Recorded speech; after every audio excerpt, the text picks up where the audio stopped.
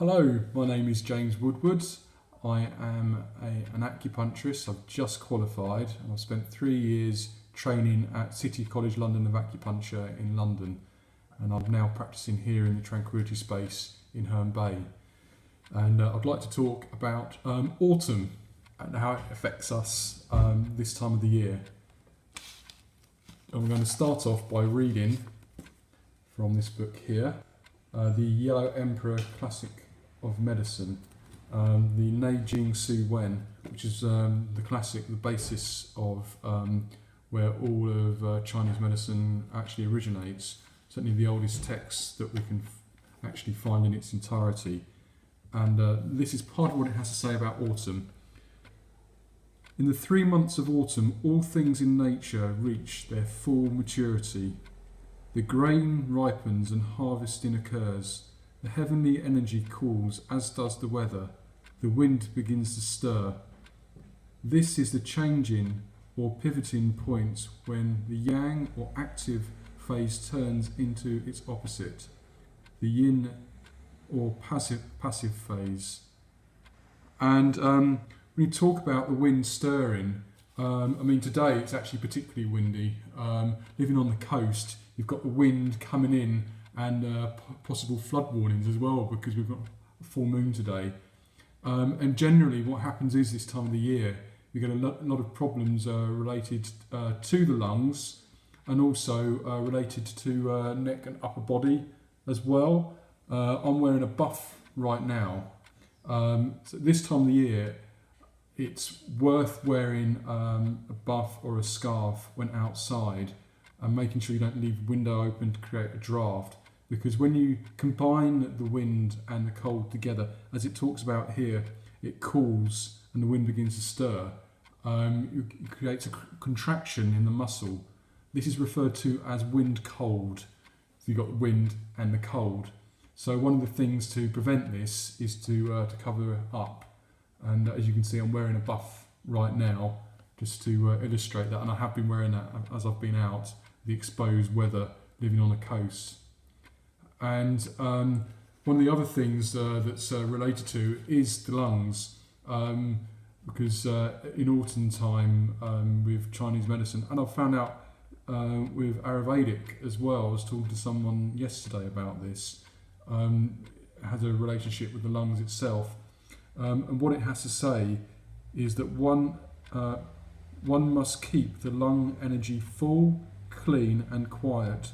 This means practicing breathing exercises to enhance lung qi.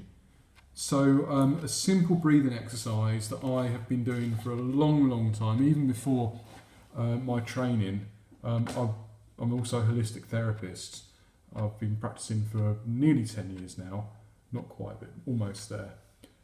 Is I put my hands on my belly, and when you breathe in, you don't breathe from your chest, you breathe right down below your diaphragm. So when you breathe in, your stomach pushes out, and when you breathe out, your stomach pushes in. And if you just start by just a nice light breathing from down here,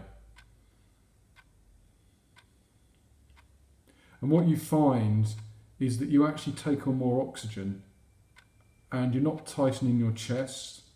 You're bringing all of your tension from your neck and your shoulders, and then releasing it, and just breathing very relaxed, very much relaxed from down here. I find when I'm running or I am swimming or any activity like that, I try to consciously breathe from down here. I also consciously breathe from down here when someone's talking to me, or when I'm waiting for something, or something along those lines. It is actually a very relaxing way of breathing.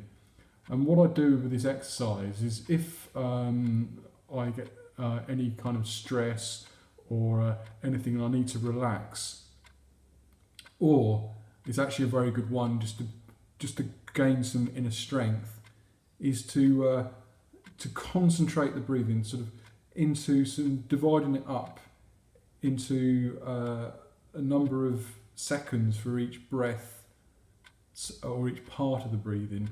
So for this, I'm going to say 2 seconds, but you can make it 3, 5, 10. Don't do it so much you end up passing out, and because that's another thing. And just take it very easily.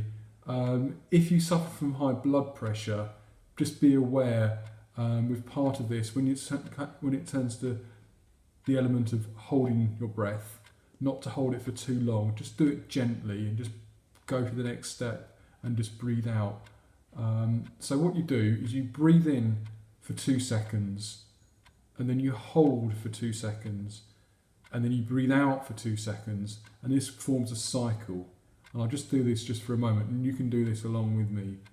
And then afterwards you can take this to your own level and do this for as long and as short as you like. I recommend about 5 to 10 minutes.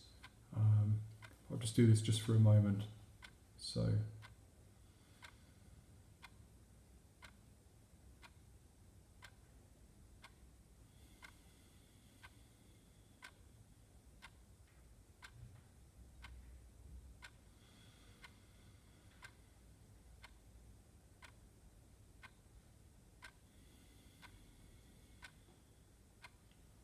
I already feel nice and chilled, and that's just after doing that just for about 10 seconds. So this is something you can do in your own time. Now the other thing to think about is also diet. Now this can work in 2 ways. I'm going to be talking about cold and dampness in a moment, which the dietary advice also applies to, but for now I'm just going to talk about the lungs on its own. So there are certain things that you can have. Oh yes, listen to this. This is actually ties in very nicely. This is also from the same book.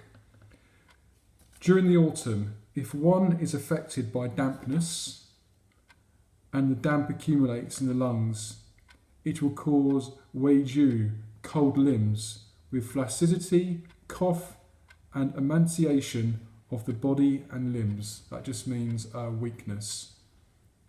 So, what I'm going to say actually does apply to both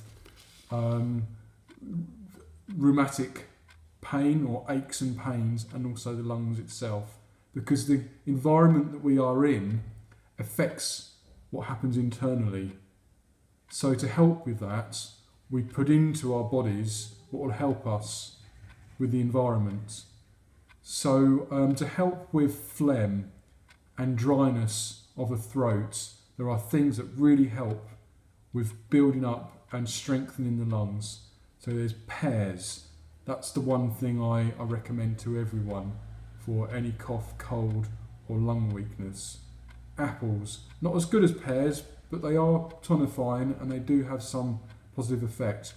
Ginger, cauliflower, leeks, onions and anything in that family is because it helps with the dispersion of the fluids which help with the moistening and the function of the lungs.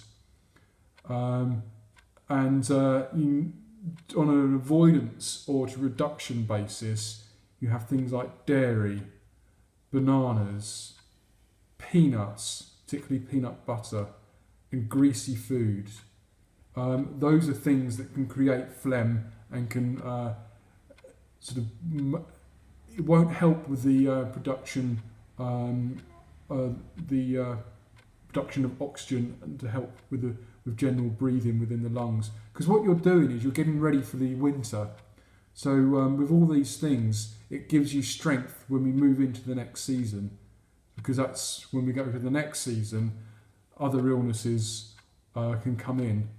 So on the other level, with rheumatic pain, I was talking to some people this week who have got aches and pains that only come up this time of year, and it's because of the general environment, as described in one of the classics. So that's aching joints. So what can help is warmth and heat, and also following that same dietary advice, because those also help with the transformation of dampness and phlegm, and also help with sort of undoing some of the things internally that we have within our body. So acupuncture, how can that help? We use heat. We use a form of actually 2 things. One is something called moxibustion, which is a herb which we burn, which creates incredible heat, which can penetrate deep within the skin and actually release any tension, aches and pains in the body. I was talking about the contraction of the muscle. It can actually release contraction in the muscle, and it can get deep within the joints and help with release. We also have a heat lamp that we can put over an area, a larger area if you want to do it that way. I often use it for shoulder pain, but it can be used for many other things. We also have electrical stimulation as well, which can help release contraction of the muscle. Now, when you put the needle in, it actually releases the pain. There's a lot of studies out there that can show enough body of evidence to suggest that it's effective for pain. It's worth looking out there. There's some that's come out this year, particularly one that originates from Australia. So have a look. It's very interesting. And that's all I have to say. If you'd like to talk to me further or get in contact with me, go to my website, and it's www.thetranquilityspace, all one word, .co.uk, or subscribe here.